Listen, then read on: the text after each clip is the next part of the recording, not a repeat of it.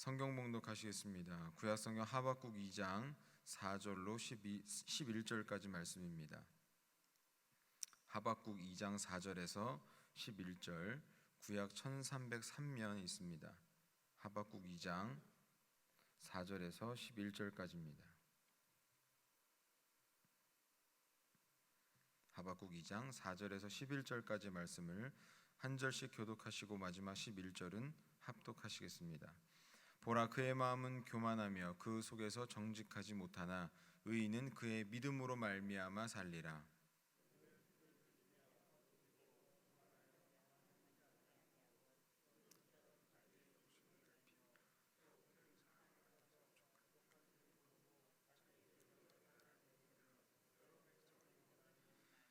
그 무리가 다 속담으로 그를 평론하며 조롱하는 시로 그를 풍자하지 않겠느냐. 곧 이르기를 화 있을진저 자기 소유 아닌 것을 모으는 자여 언제까지 이르겠느냐. 볼모 잡은 것으로 무겁게 짐진 자여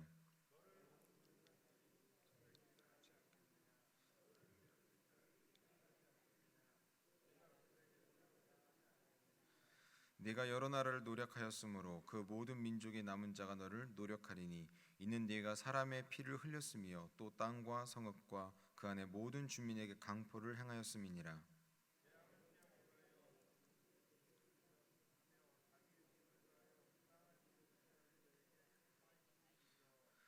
네가 많은 민족을 멸하는 것이 내 집에 욕을 부르며 내 영혼에게 죄를 범하게 하는 것이 되었도다. 담에서 돌이 부르짖고 집에서 들보가 응답하리라. 아멘. 할렐루야. 오늘도 기도의 자리에 나오신 우리 모든 성도님들, 하나님의 귀한 위로와 평강과 응답의 역사가 함께 하시기를 주의 이름으로 축원합니다. 오늘 본문의 말씀으로 믿음으로 말미암아 살리라 라는 제목으로 하나님 말씀 증거하겠습니다. 우리가 믿음이라는 단어는 누군가를 신뢰하고 말 그대로 믿는다 이렇게 설명이 될 수도 있지만, 때때로 이 믿음이라는 말은 참 추상적인 것 같습니다. 누군가를 믿는다는 것은 말로는 믿는다고 말하지만 이것이 정말 행동으로 잘 드러나는 것인지, 진짜 그가 그를 믿는 것인지 이것이 확인되어지는 것이 참 어렵기 때문에 그렇습니다. 그래서 예수님은요, 믿음이라는 것에 대해서 뭐라고 말씀하시냐면 열매로 알리라 이렇게 말씀을 하십니다. 그러니까 사람들이 믿는다, 예수님을 믿겠습니다, 예수님을 따르겠습니다 이렇게 말로만 한다고 해서 되는 것이 아니라 정말 그의 행동에서, 그의 인생에서, 그의 삶에서 정말로 그 믿음이 열매를 맺는지 아닌지에 대해서 진짜 믿음과 거짓된 믿음이 판가름 나게 된다고 말씀하고 있습니다. 말 그대로 사과나무를 심으면 사과나무의 열매가 맺혀져야 되는 겁니다. 그냥 그 나무가 사과나무처럼 생겼다고 해서 사과나무인 것이 증명되는 것이 아니라 그 때가 되었을 때, 열매를 맺을 때가 되었을 때 그 나무에서 사과의 열매가 맺힌 것을 보고 이 나무는 진짜 사과나무이구나 라는 것을 알 수가 있죠. 포도나무를 심으면 포도 열매를 통해서 그 나무가 포도나무인지를 알게 되는 겁니다. 참된 믿음의 사람인지 아닌지는 그의 인생의 가운데서, 선택의 여정 가운데서 하나님을 믿는 믿음대로에 사는 믿음의 열매가 맺혀지는지 그렇지 않은지에 따라서 진짜 믿음과 가짜 믿음이 나뉘어진다고 예수님은 말씀합니다. 그래서 믿음 자체를 말로만 떠든다고 될 것이 아니라 정말 그의 인생에서 예수님을 믿는 믿음이 나오느냐 안 나오느냐, 여기에 따라서 진짜 믿음과 가짜 믿음을 예수님은 말씀하고 있습니다. 오늘 본문도 이 믿음에 대한 말씀이 기록이 되어져 있는데요, 4절에 있는 말씀을 보니까 의인은 그의 믿음으로 말미암아 살리라, 우리가 잘 아는 말씀이 기록이 되어져 있습니다. 당시 하나님을 향해서 계속해서 부르짖습니다. 율법이 제대로 시행되지 못하고 정의가 실현되지 못하는 이러한 악한 상황 가운데에서 하나님의 공의에 대한 부르짖음으로 계속해서 울부짖고 피를 토하는 심정으로 하나님 앞에 기도하고 있는 이 선지자를 향해서 하나님은 말씀하십니다. 의인은 그의 믿음으로 말미암아 살게 될 것이다. 그러니까 이 4절에 있는 말씀은 어떤 말씀이냐면, 심판하며 나아가게 될 텐데 정직하지 못하며 교만하지 못한데 의인은 그의 믿음으로 말미암아 살게 될 것이라는 겁니다. 믿음이 없는 자, 악인은 심판을 당하게 될 것이지만 의인, 믿음 있는 자들은 심판을 면하게 되고 살게 될 것이라, 구원을 얻게 될 것이다 이렇게 말씀을 하고 있습니다. 그렇다면 과연 여기서 믿음이란 어떤 믿음을 이야기하고 있을까요? 아까 앞서 말씀드렸던 것처럼 믿음이라는 것은 굉장히 추상적인 겁니다. 누군가가 나에게 왔을 때 저는 믿음이 있습니다. 저는 하나님을 믿습니다. 이렇게 말로 고백을 한다고 해서 살게 될 것이냐? 우리가 1차적으로 보게 되면 성경에서 말씀하고 있는 믿음이란 1차적으로는 그것을 말합니다. 내가 예수 그리스도를 믿는다고 입으로 시인하는 것, 내가 예수 그리스도를 믿는다고 고백하는 것, 이것이 예수님을 믿는 믿음의 출발이라고 볼 수가 있겠습니다. 하지만 오늘 이 하박국 선지서에 기록이 되어 있는 믿음이라는 것은 단지 입으로만 고백하는 믿음을 말하고 있는 것은 아닙니다. 그렇다고 해서 믿음으로 입으로 고백하는 것이 무의미하다고 말씀하고 있는 것은 아니고, 여기 하박국서에서 말하고 있는 믿음은 입으로 고백할 뿐만 아니라 삶에서 드러나고 있는 믿음을 이야기하고 있는데, 어떤 삶에서 드러나는 이야기를 말하냐면, 그 앞에 있는 말씀을 보면 의인의 믿음에 대해서 뭐라고 말하냐면 4절 앞에 있는 부분을 보니까 그 속에서 교만하며 그 속에서 정직하지 못하나라고 이야기하고 있습니다. 심판을 받는 사람은 어떤 사람이냐면 교만한 마음을 가지고 그 속에서 정직하지 못한 사람을 이야기하고 있습니다. 그러니까 반대로 이 의인, 믿음을 가지고 있는 의인은 어떤 사람이냐면 겸손하며 그 안에서 온전하게 참되게 정직한 사람을 이야기하고 있는 겁니다. 사랑하는 성도 여러분, 우리가 말하고 있는 것, 입으로만 고백하는 믿음이 아니라 특별히 하박국 선지서에서 이야기하고 있는 하나님께서 말씀하시는 의인은 믿음으로 말미암아 살리라 라고 하는 것은 우리의 삶에서 겸손하고 정직하게 삶을 살아내는 사람, 세상에서는 여전히 악한 사람이 득세하는 것 같고 세상에서는 정직하지 않은 사람이 승리하는 것처럼 보이지만, 그럼에도 불구하고 하나님 앞에, 하나님의 말씀 앞에 겸손하고 또한 정직하게 삶을 살아내기 위해서 몸부림치는 사람, 그 사람이 바로 믿음으로 사는 의인이다 라고 볼 수가 있겠습니다. 그래서 성경 말씀에 보면 의인은 믿음으로 말미암아 살리라 라고 되어 있지만, 이것을 원어로 해석을 하게 되어지면 더 간단하게 나옵니다. 믿음으로 사는 의인, 의인이 앞에 나오고 믿음으로 사는 사람이라는 것이 수식해주고 있어요. 그러니까 믿음으로 사는 의인은 살게 될 것이다, 구원을 받게 된다, 이렇게 말씀하고 있습니다. 사랑하는 성도 여러분, 우리가 이 시대를 살아감에 있어서 주위에 있는 사람들과 나 스스로를 굳이 비교할 필요가 없습니다. 다른 누군가는 어떻게 사는데, 다른 누군가는 나보다 조금 더 잘 살 수도 있고 열심히 살 수도 있고, 다른 누군가는 나보다 못 살 수도 있습니다. 그러나 하나님께서는 그 시대를 살아가는 악인하고 나하고 비교할 것이 아니라 그 시대를 살아가는 가운데 하나님은 온전하게 말씀 앞에 겸손하고 정직한 삶을 살아가는 사람, 그 사람이 온전하게 구원을 받는 자, 의인이라고 말씀하고 있습니다. 야고보서 2장 26절에서는 이렇게 말씀합니다. 영혼 없는 몸이 죽은 것 같이 행함이 없는 믿음은 죽은 것이니라. 아멘. 사랑하는 성도 여러분, 우리의 믿음은 언제나 행함과 함께합니다. 우리의 입술로 고백해서 하나님 앞에 나아갈 수 있지만, 하나님께서 원하시는 믿음은 입으로만 떠드는 믿음이 아니라, 말로만 떠드는 믿음이 아니라 정말 행함으로 나타나는 믿음이 우리에게 필요하다고 하나님 말씀하고 계십니다. 오늘날 왜 우리가 힘든 일들을 겪고 어려운 일들을 겪고 있을까요? 이번 사태를 지나가게 되면서 예배를 드리기만 해도 여기저기서 인터넷에서 욕하는 수많은 사람들을 보게 됩니다. 물론 어떤 일이 있어도 교회를 욕하는 사람은 욕합니다. 하지만 대다수의 사람들이 다 그런 것만은 아닌 것 같습니다. 때로는 그러한 악플들을 보면서, 욕하는 모습들을 보면서 어떤 마음을 갖게 되냐면, 정말로 예수님이 우리에게 가르쳐 주신 대로 우리가 살고자 노력했다면, 정말 우리 믿는 사람들이 그렇게 노력하며 살아갔다면, 최소한 법을 지키기 위해 애쓰고 다른 사람들을 살리기 위해 수많은 사람들이 애썼던 것처럼 우리도 그렇게 애썼다면 우리 예수님이 그렇게까지 욕먹지는 않으셨을 텐데라는 생각들을 해보게 됩니다.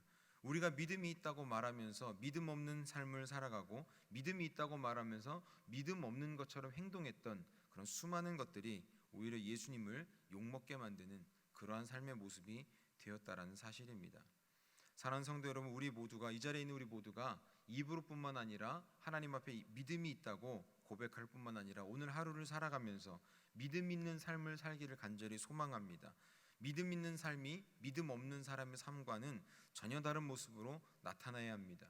이 세상에 예수님을 믿지 않는 사람, 이 세상의 악인들은 믿음 없이 살아가고, 믿음 없는 사람은 겸손하지 않게 교만하게 살아가고 있습니다. 그러나 하나님을 믿는 사람, 예수님을 믿는 사람은 예수님을 믿는 믿음답게, 그렇게 믿는 사람의 모습답게 삶에서 드러나고 삶에서 증거되어지는 그런 인생을 살아가는 저와 여러분들이 될 수 있기를 소망합니다.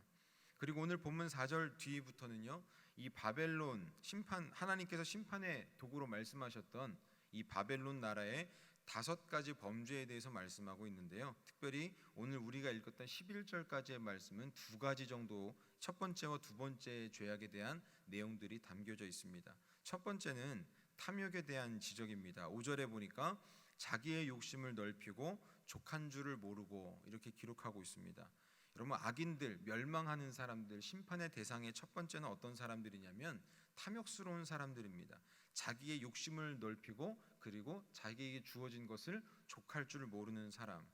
그 성경에서 때때로는 뭐라고 말씀합니까? 내 은혜가 내게 족하도다. 내가 하나님께 받은 은혜에 대해서 족한 줄로 알고, 감사할 줄 알고, 만족할 줄 아는 삶이 하나님 앞에 의로운 삶이 된다는 것입니다.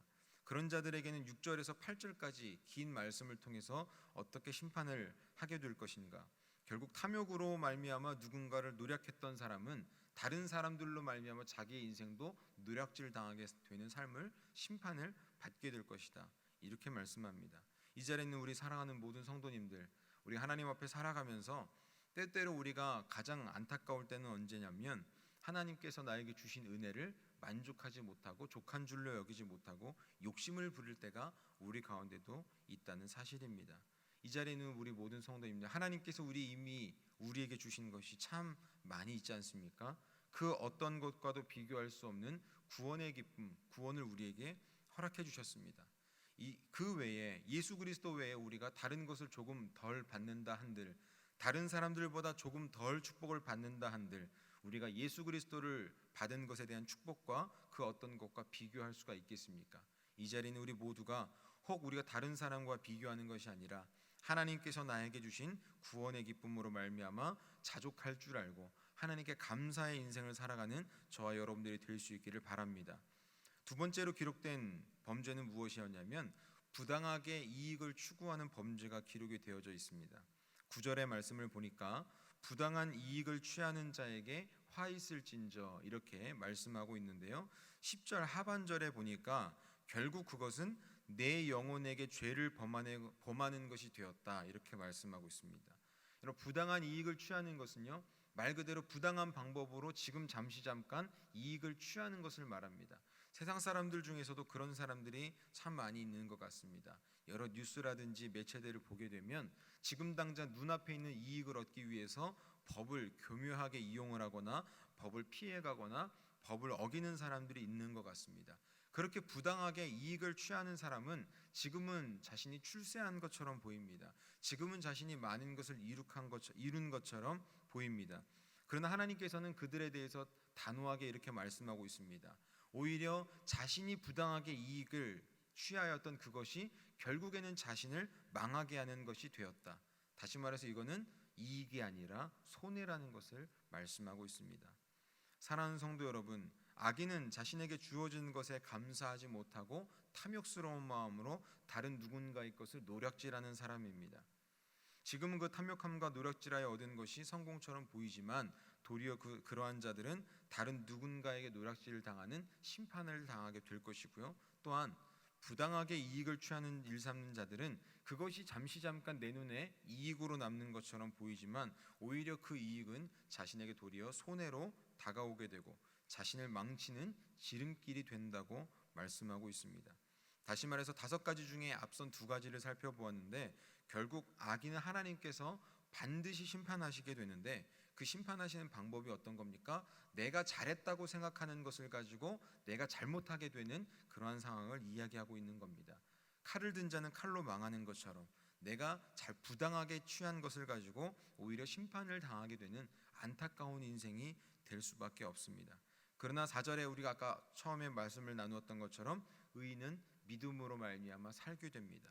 이후에 등장하게 된 세 가지 잘못, 총 이 5가지의 잘못들이 있는데 의인들은 믿음으로 말미암아 사는데 입술로만 고백하는 믿음이 아니라 하나님 앞에 내 믿음을 입술로 고백하고 뿐만 아니라 이 5가지의 죄악을 짓지 않고 하나님 앞에 겸손하고 믿음의 선택을 하며 믿음으로 살기 위해 몸부림치고 살아가는 우리 모든 사람들, 믿음의 열매를 맺는 사람들은 그 믿음으로 말미암아 구원함을 받고 하나님의 긍휼히 여기심을 받게 될 것이라고 말씀하고 있습니다. 사랑하는 우리 성도 여러분, 오늘 하루를 살아감에 있어서 하나님께서 이토록 우리에게 주시는 이 말씀으로 위로를 받을 수 있기를 바랍니다. 혹 힘들고 어려운 상황 가운데 있는 분들이 계십니까? 주위에 있는 다른 사람들이 부당한 방법으로 나보다 더 잘 되고 오히려 나는 힘들어지고 어려운 상황 가운데 있어서 어려움을 겪고 계신 우리 성도님들이 계십니까? 혹은 나뿐만 아니라 내 주위에 있는 다른 성도들이 아니면 내 자녀들이 이러한 삶을 살아가고 있어서 힘들어하고 있는 가운데 있습니까? 그러나 이 하나님의 말씀으로 말미암아 지금 잠깐은 힘들지만 하나님께서 주시는 이 말씀으로 위로를 받으시고 우리가 말로만이 아니라 정말로 삶에서 믿음의 열매를 맺는 그 믿음의 열매를 세상에게 보여줄 수 있는 하나님께서 기뻐 받으시는 열매를 맺는 귀한 하루를 살아가는 저와 여러분들이 다 되시기를 주님의 이름으로 축원합니다. 아멘.